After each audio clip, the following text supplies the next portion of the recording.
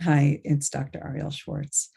And I'm popping in to do just a brief share about trust and the process of trusting ourselves. And I'll just speak for myself a little bit here that there are times in which the experience of my knowing or my wisest self doesn't come in the form of an immediate clear linear thought. It comes in the form of a dream. It comes in the form of a body sensation, comes in the form of an emotion.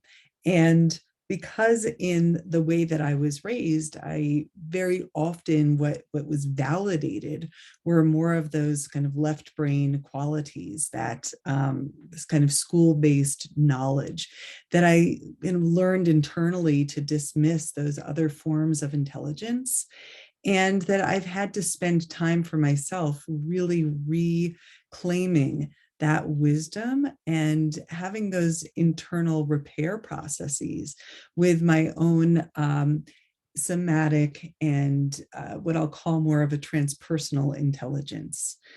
So the practice of having to relearn to honor those more implicit or watery or emotional forms of knowing is powerful. It's a really powerful practice. There is so much wisdom.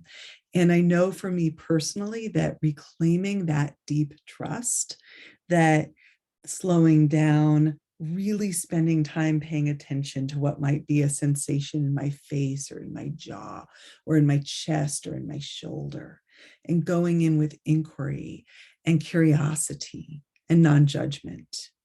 Those simple questions of what is present? How can I be present with what is? What does this part of me want me to know? And what needs to happen next? What does this part of me need? That those really basic but most important questions have allowed me to kind of tap into that deep source, that richness, that sap, that current that's moving inside. And in truth, it lives in all of us. And I think we have collective wounds around how we dismiss those kinds of more feminine knowings or intuitive knowings. Again, not male or female, but that more moon side intuition quality.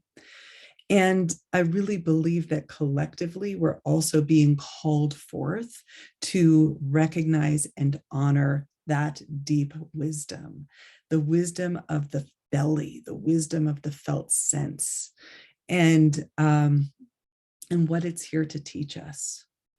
I know that for me, it's very similar when I'm kind of body talking, right? Talking to my body or inquiring around my dreamscape, that it's very similar in the way that I would talk to a child, that we need to basically procure and earn the trust of that part of the psyche, that part of all of us, the collective element of that which can be shy to be seen, but so badly needs to be heard. And so it's a matter of coming in towards the felt sense. Again, we earn trust by coming in with soft inquiry, not tell me what's wrong with you, but help me understand you, with soft inquiry about what can I learn from you. Rather than what do I have to teach you, right? Well, I'm going to tell you how to get better. Actually, no, you're going to teach me what you need.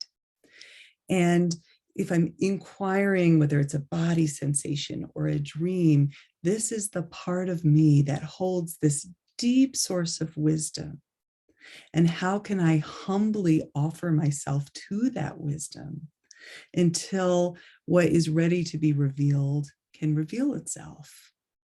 And that there's a state of openness, the open heart, the open mind, to allow for that wisdom to come forward. That's the deep trust, right?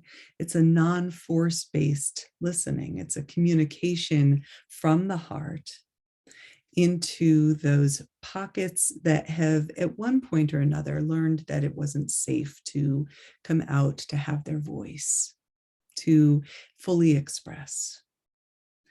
And, this is, again, a personal practice, but it is equally valid in all levels of systems, whether it's a family system, whether it's a political system, whether it's our kind of global, global experience of the marginalized, and how do we rebuild trust with those, with people that at some point or another have been cast out. And at this point on the planet, most of us, maybe all of us, have some degree of collective wounding, some degree of family legacy wounding around being cast out, being set to flee, or on the flip side, being one that was the oppressor. Right? That lives somewhere in our histories, and perhaps many of us have kind of both sides of that equation at some level back there. And what can sometimes emerge through that open channel of the tender repairs that we make with ourselves is also the ways that we can kind of heal the transgressions that have happened towards us, that we have maybe even unintentionally set upon others, and also that has occurred within generations that preceded us.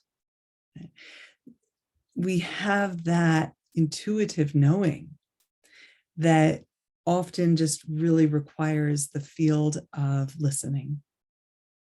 So this may resonate and it may not resonate for you. This might feel to some degree confusing, but if we bring it to the most simple level, how can you turn towards yourself with that open, compassionate inquiry of what is here for me that's offering itself to my awareness, maybe through an experience of pain, maybe through a relational conflict, maybe through a reaction to what's happening in the world and in the news, right? Maybe something in your family history. What is offering itself to the present experience that feels like we don't quite understand it? And rather than trying to go in and change it or remove it, that we go in with the intention to listen.